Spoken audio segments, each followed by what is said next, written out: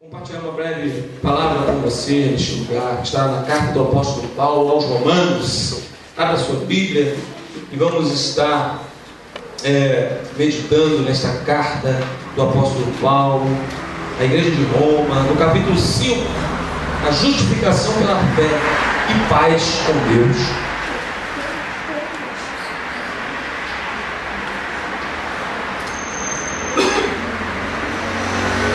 Amém?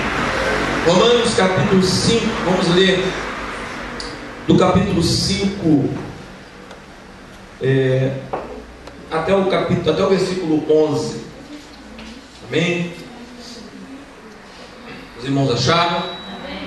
Vamos ler, logo após a leitura estaremos orando assim. Diz assim: justificados, pois, mediante a fé, temos paz com Deus por meio de nosso Senhor Jesus Cristo, e por intermédio de quem obtivemos igualmente acesso pela fé e a essa graça na qual estamos firmes e gloriamos na esperança da glória de Deus. E não somente isso, mas também nos gloriamos nas próprias tribulações, sabendo que a tribulação produz perseverança, e a perseverança, experiência, e a experiência, esperança. Ora, a esperança não confunde, porque o amor de Deus é derramado em nossos corações pelo Espírito Santo que nos foi outorgado.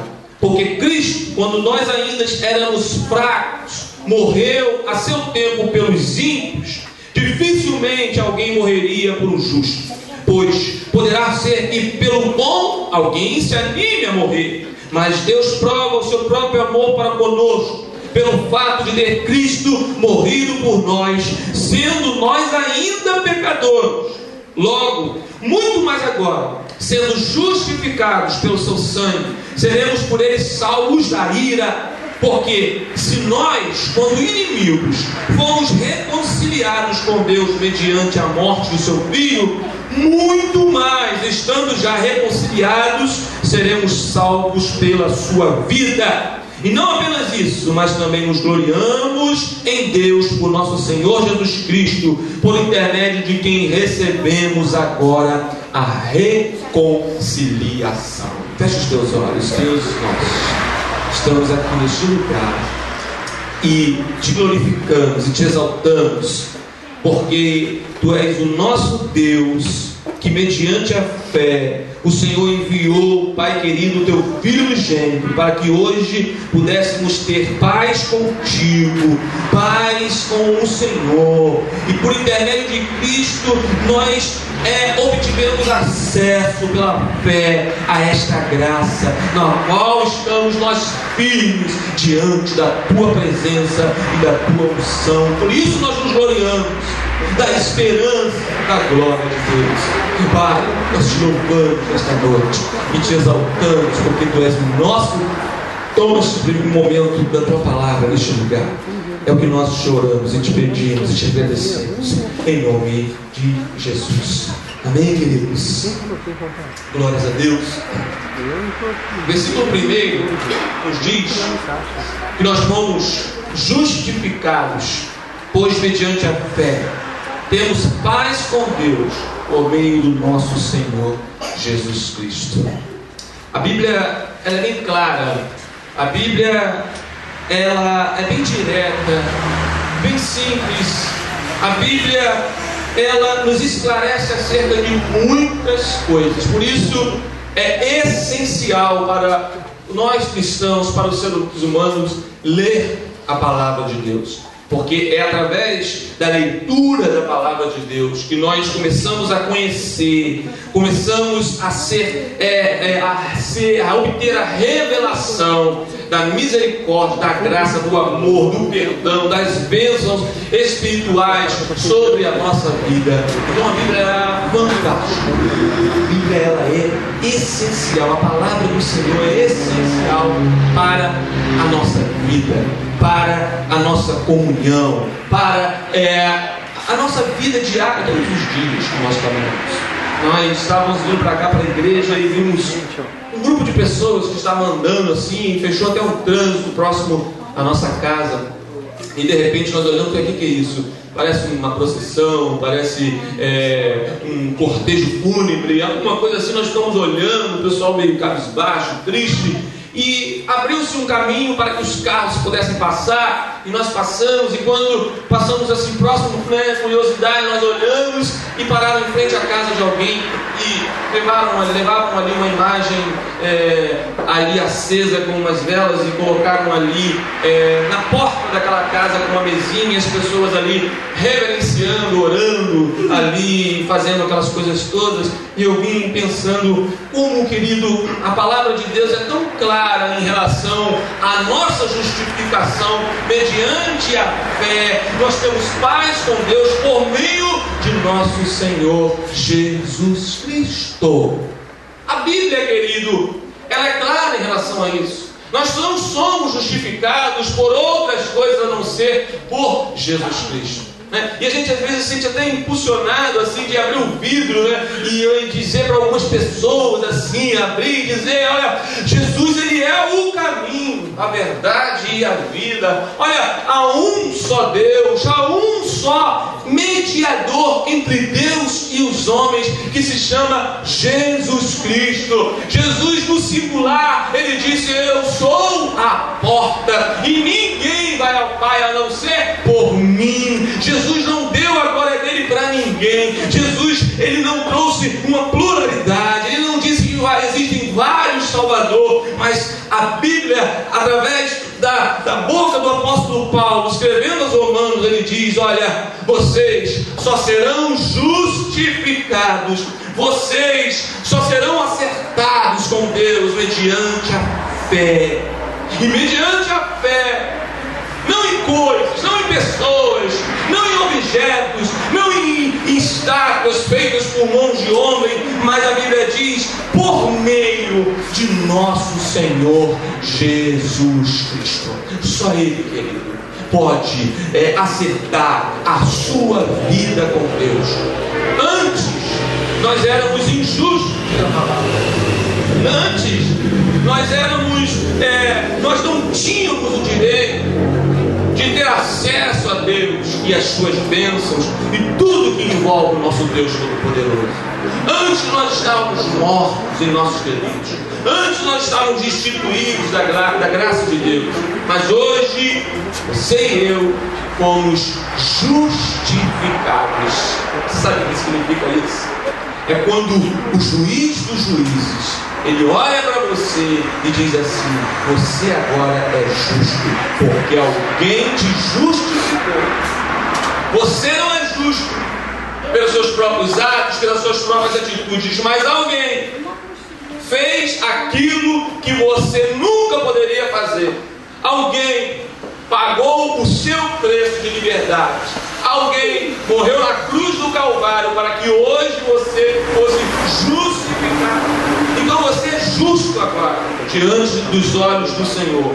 Diante do Senhor, querido, você tem paz com Deus. E essa paz é paz mesmo. Antes, querido, da obra salvadora de Jesus Cristo na cruz do Calvário, você estava em guerra com Deus. Você caminhava para o inferno, porque a Bíblia nos relata isso. A Bíblia nos diz isso, que antes nós estávamos destituídos da glória de Deus. Você não tinha acesso, você estava em guerra com Deus. Deus olhava para você sob a sua ira e o julgava e o condenava para ir para o inferno.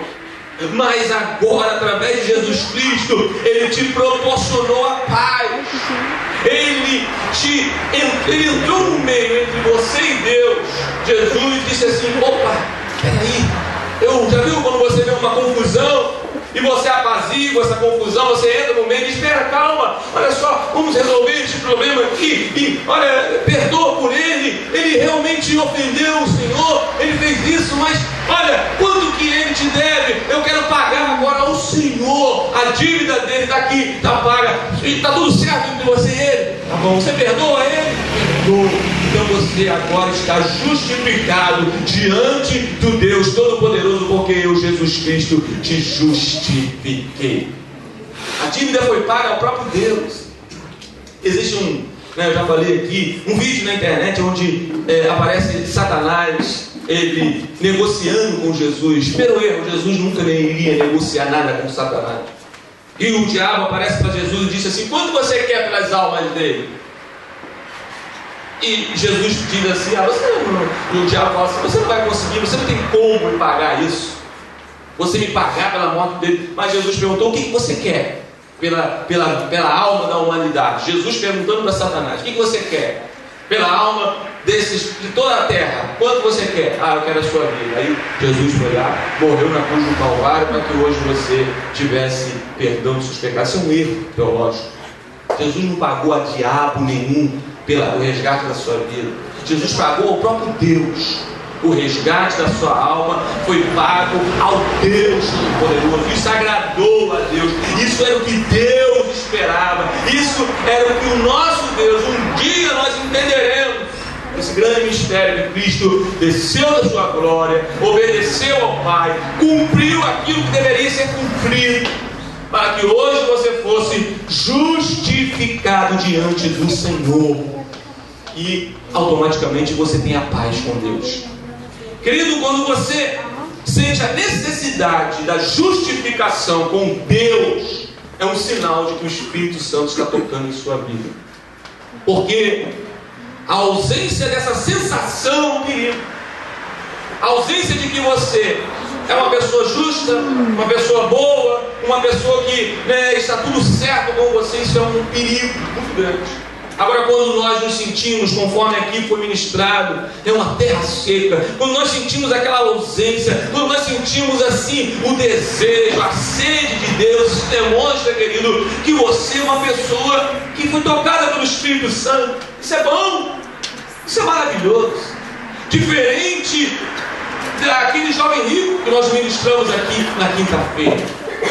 O jovem rico, ele chegou cheio de altruísmo diante do Senhor Jesus, chegou cheio, todo elevado, e disse: o que eu farei de bom para lhe dar a vida eterna? Ele queria a vida eterna, ele desejava o certo, a vida eterna. O desejo dele era ser salvo, ele tinha o desejo certo, ele até foi a pessoa certa, conforme nós ministramos aqui na quinta-feira. Ele foi até Jesus, aquele que poderia proporcionar para ele a vida eterna. Ele entendeu que Jesus era o seu mestre. Ele disse: mestre, o que eu farei para dar a vida eterna? Mas ele errou em considerar Jesus apenas como um mestre, porque Jesus, ele deu para ele um teste. Disse assim: você está me considerando como mestre, né? Então Jesus disse para ele: olha, cumpra os mandamentos. Ele: não, todos eu cumpro. Aí Jesus falou para ele: não matarás, não roubarás, não adulterarás. Ele disse: só isso? Eu faço isso tudo, eu sou um cara bom. E Jesus falou: então se você quer ser perfeito, você vai lá, vende todos os seus bens, dá aos pobres, depois vem e segue-me, se você tiver disposição. E diz a Bíblia que aquele jovem saiu cabisbaixo, triste, e foi-se embora porque ele era muito rico. O problema, querido, não é a riqueza, o problema não é o dinheiro. Entre esse texto que nós, do jovem rico, o problema é que ele considerou Jesus como mestre. Diferente de Zaqueu, como nós falamos aqui um pedacinho de manhã, e estaremos ministrando aqui na quinta-feira. Zaqueu, ele considerou Jesus como o Senhor da sua vida. Não só mestre, mas Senhor. Ele se referiu a Jesus como um Senhor da sua vida. Ou seja, o Senhor é aquele que vem e paga por você o resgate, que te justifica, que te traz a paz sobre a sua vida. Quando você o considera como um Senhor da sua vida, como o provedor de todas as bênçãos sobre a sua vida, querido, você entendeu o mistério, você entendeu aquilo que ele fez por você na cruz do Calvário. Você, mediante a fé, recebeu a paz com Deus, não pelas suas obras, não porque você guarda os mandamentos como o jovem rico guardava. Ele era um homem instruído, talvez um fariseu da época, um homem que conhecia, praticava toda a lei. Mas, querido, Jesus, ele precisa te justificar. E a Bíblia diz aqui: justificados perante a fé, nós temos paz com Deus por meio de nosso Senhor Jesus Cristo. Ele pode te proporcionar a fé, proporcionar para você a salvação. E é esta graça, querido, que nós estamos firmes, conforme aqui no versículo 2. A esta graça na qual estamos firmes. Você precisa estar firme. Você precisa entender essa graça que o Senhor derramou sobre você. Você precisa entender o que Jesus fez por você. Muitos atribuem o sacrifício de Cristo na cruz como um martírio, como um homem que morreu numa cruz, e aquele sacrifício na cruz do Calvário foi tão forte que começou-se a adquirir seguidores. Não, ele morreu por mim, ele morreu naquela cruz, e aquela admiração trouxe seguidores para em volta de Jesus. Mas não foi isso, querido. Você precisa entender a cada dia o que significa essa graça, o que significa esta morte, o que ele te poupou, o que ele acertou com você. Hoje você tem paz com Deus, hoje você tem salvação, hoje você é santificado por Deus, redimido por Deus. Então existe muitas coisas naquele sacrifício na cruz do Calvário. O véu, ele se rasgou de alto a baixo. Aquilo que te separava, você, do Deus Todo-Poderoso, Jesus foi lá e rasgou por você de alto a baixo e te deu acesso ao Deus Todo-Poderoso. Então você precisa se gloriar na esperança da glória de Deus, estar firme na graça do Senhor, Deus Todo-Poderoso. Isso é motivo para você ter alegria, para você se regozijar, para você exaltar o nome do Senhor. Para você, muitas vezes, quando está triste, olhar para a obra de Cristo na cruz por você, isso irá te trazer alegria, irá te trazer paz, irá te trazer, querido, regozijo dentro de você, gozo dentro de você, quando você começa a olhar aquilo que Cristo fez por você. E eu estava olhando aqui na minha Bíblia, no comentário bíblico, o comentarista lhe dá 3 motivos para a nossa alegria. 3 motivos. Primeiro motivo: a esperança da glória de Deus que nós carecíamos. E tem um texto aqui em Romanos mesmo, capítulo 3, 23, aí uma página atrás, diz assim: pois todos pecaram e carecem da glória de Deus.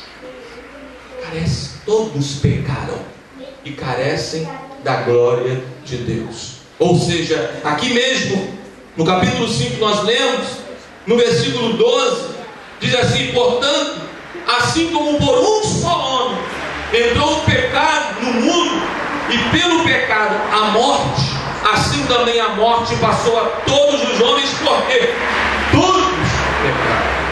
Não existe um justo na face dessa terra. Não existe um que pratique qualquer obra, que seja nascido judeu, gentio, grego, seja circuncidado ao 8º dia, seja qualquer coisa. Todos, a Bíblia diz, pecaram. Foi o que Jesus disse para Nicodemo. Nicodemo disse: não posso fazer para herdar o reino dos céus. Ele falou: olha, você tem que nascer de novo, nascer da água e do Espírito. E é o que Jesus proporciona para você, um novo nascimento.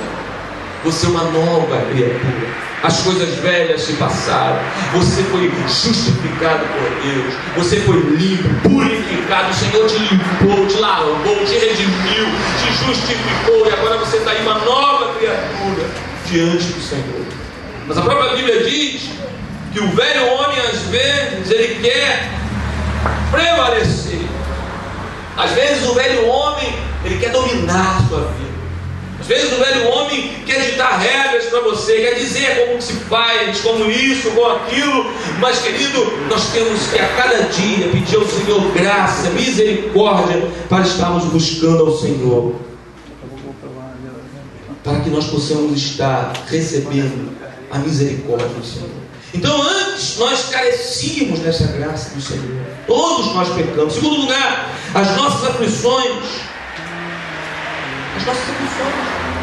são motivos da nossa alegria, conforme aqui a palavra do Senhor nos diz. São motivos para a nossa alegria. E não somente isso, por internet que obtivemos igualmente acesso pela fé a esta graça, nós estamos firmes e nos gloriamos na esperança da glória do Senhor. E não somente isso, mas também nos gloriamos nas próprias tribulações. Temos que nos gloriar nas tribulações. Você não pode murmurar. Você não pode olhar para a tribulação e dizer assim: a tribulação é algo que do diabo para a minha vida, que veio para me perturbar, para atacar. Não, querido. O próprio Deus às vezes abre uma portinha para você entrar na tribulação, na luta, para você entrar no vento, no vale. O próprio Deus. Sabe por quê? Porque a própria palavra diz isso. Porque olha, nos gloriamos nas tribulações. Sabe por quê? Porque as tribulações traz frutos. As tribulações traz coisas boas para você. A Bíblia diz aqui, olha, sabendo que as tribulações, ela produz perseverança. É quando você é atribulado, é quando você passa por momentos difíceis, é quando você passa momentos de escassez na sua vida, momentos de perseguições, você começa a adquirir, sabe o que? Perseverança. O mundo é uma escola, querido.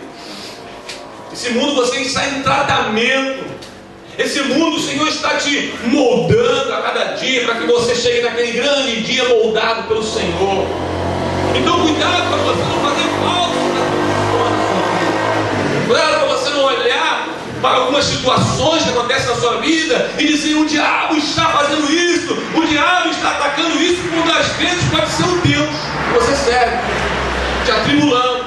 O Deus que você serve, trazendo algumas situações na sua vida para te ensinar, para te moldar, para trazer à sua vida algumas consciências sobre a sua vida. Cuidado para você não atribuir ao diabo coisa que Deus está fazendo na sua vida, porque o papel do cristão é se vangloriar, é agradecer, é gloriar ao Senhor nas próprias tribulações. Qualquer tribulação, ela produz perseverança. Aí vem aqui uma lista.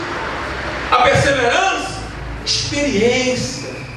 Quando você persevera, quando você está aqui, quando as lutas estão soprando, os ventos estão te empurrando para fora e você está perseverando, vão vir experiências sobre a sua vida. A experiência é sempre boa, para que você possa ajudar outras pessoas, para que você possa consolidar outros que estão passando por tribulações também, e você possa testemunhar, dizer: olha, querido, fique firme, porque o dia da sua vitória vai chegar.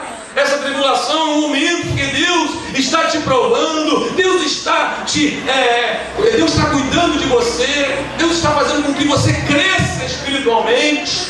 Então glorifique o Senhor nas tribulações, porque ela vai vir perseverança. E a perseverança, experiência. E a experiência, ela produz esperança. Esperança, querido. A cada dia. Se o mundo não for feito de lutas também, dificuldades, né? Se fosse só vitória, querido, o mundo ficaria sem graça. Mas o teu Deus, Ele quer mostrar para você que Ele é o teu Deus. E através das tribulações, através da dificuldade, lá na frente, quando você obter a vitória, você vai olhar para trás e dizer: meu Deus, muito obrigado, porque vai trazer esperança para você. Que esperança é essa? Esperança de que um dia essas lutas, tribulações vão acabar sobre a sua vida. Olha, a esperança não confunde, porque o amor de Deus é derramado em nosso coração pelo Espírito Santo que nos foi outorgado. Porque Cristo, esse versículo é lindo, quando nós ainda éramos fracos, morreu a seu tempo pelos ímpios. Você primeiro não se justificou, se limpou, tirou os carrapichos de você, se limpou, entrou aqui e disse: agora eu sou pronto, Senhor, vem, entra. Não, o Senhor te resgatou quando você estava na impureza, porque a Bíblia diz: quando Ele morreu pelos ímpios. Os bons não precisam de médico. Aqueles fariseus, escribas, que se sentiam os caras, que cumpriam a lei, que não sentia a necessidade de Cristo, não foram justificados. Porque para ele era só fazer a obra e ficava tudo certo. Dizia para Jesus: fica aí no canto aí, porque eu sei como resolver os meus problemas. Você não precisa se meter nesse negócio não. Deixa que o meu negócio com Deus é eu e Deus. Você está entrando aqui por quê? Mas Deus morreu pelos ímpios. E quando nós lemos esse versículo, nós Deus nos iguala, que todos nós éramos pecadores, todos nós éramos ímpios, todos nós um dia estávamos na mesma escala, estávamos na mesma fila, caminhando para o inferno. Não existe bonzão, não existe crentão, não existe aquele santão. Todos aos olhos do Senhor é igual. O Senhor olha para mim, para você, no nosso coração como ímpio um dia, que Ele veio, te perdoou, te aceitou e te justificou e te trouxe para perto dEle.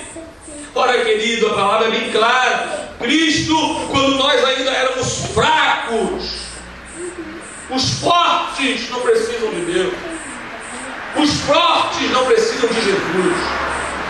Mas você, querido, quando se sente fraco, quando se sente uma terra seca, quando se sente fragilizado, quando você sente assim, eu não consigo, não tenho força, eu não sei o que fazer, é nessa hora que você se sente uma criança, impotente diante de situações. É nessa hora que Deus entra na sua vida e diz assim: o negócio agora é comigo, porque você já tentou de todas as suas formas, de todas as suas provisões, você já fez tudo que você achava que você queria conseguir fazer para acertar a sua situação, você fracassou, e eu permiti que você fracassasse para que agora, no seu fracasso, eu mostrasse para você que eu sou o Deus Todo-Poderoso na sua vida.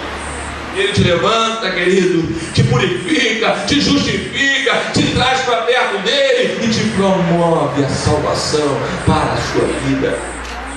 Dificilmente alguém morreria por um justo, pois poderá ser que ele, pelo bom, alguém se anime a morrer. Mas Deus prova o seu próprio amor para conosco, pelo fato dele ter Cristo morrido, quando nós, sendo nós ainda pecadores. E Deus, Cristo, Ele nos ensina, como Ele derramou o amor dele por mim e por você. Em que estado você está? Em que momento, estágio da sua vida você está? Pecador, destituído.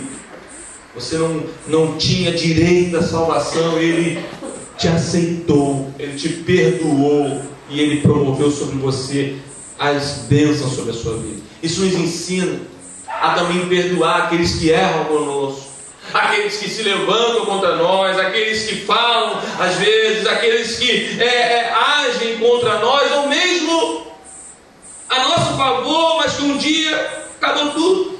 Aqui o Senhor derrama aqui, querido, e mostra a atitude de Cristo por mim e por você, e como nós devemos agir. Perdoar, ainda que a pessoa esteja errada, ainda que a pessoa esteja impura. Assim que Ele fez com você, querido. Você estava errado, você estava em pecado, você era ímpio, você não tinha justificação, você não tinha paz com Deus, você não tinha acesso pela fé à graça, que hoje você está firme, mas Ele te perdoou no estado pecaminoso que você estava, no estado destituído que você estava. Ele te aceitou. Isso nos ensina também a perdoar, porque Ele provou o amor dele por nós. E Ele diz assim, no versículo 10, versículo 9: logo muito mais agora, sendo justificado pelo seu sangue, seremos por Ele salvos da ira de Deus. Porque se nós, quando inimigos, fomos reconciliados com Deus mediante a morte do seu Filho, muito mais, estamos já reconciliados, seremos salvos pela sua vida. Jesus ressuscitou dos mortos.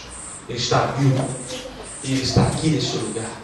Assim como pela sua morte nós fomos salvos da ira de Deus, muito mais agora nós estamos sendo salvos pela vida que há em Cristo, pela vida dele, que Ele ressuscitou, está sentado à destra do Senhor, está lá e está aqui pela sua onipresença, e Ele está te salvando dos seus medos, está te salvando dos seus traumas, está te salvando daquilo que a cada dia te prende, a cada dia te esbofeteia, a cada dia te traz para baixo. O Senhor batalha por você.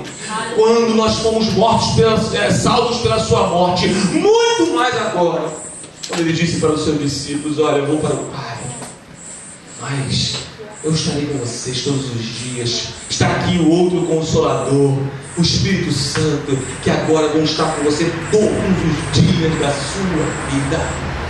Por isso, nesta noite, eu queria trazer um desafio para você, Eu queria que você fechasse os teus olhos para toda a condenação. Eu queria que você fechasse os seus olhos agora, querido, para os alvos que Satanás muitas vezes coloca sobre a sua vida, para fazer com que você se sinta indevido, para que você se sinta incapaz, para que você se sinta uma pessoa que não pode receber as bênçãos de Deus. O inimigo, ele veio para isso. O inimigo, ele não pode te tirar dos braços fortes do Pai, porque a Bíblia diz isso: se Deus é por nós, quem será contra nós? Se Deus coloca um muque dele assim abraçando você, ninguém tem a capacidade, o poder de chegar perto de Deus e dizer, arrancar você dos braços de Deus e dizer: vamos lá, que agora você é meu. Satanás não pode fazer isso na sua vida, mas ele pode colocar medos, insegurança. Ele pode jogar sobre você neste lugar, querido,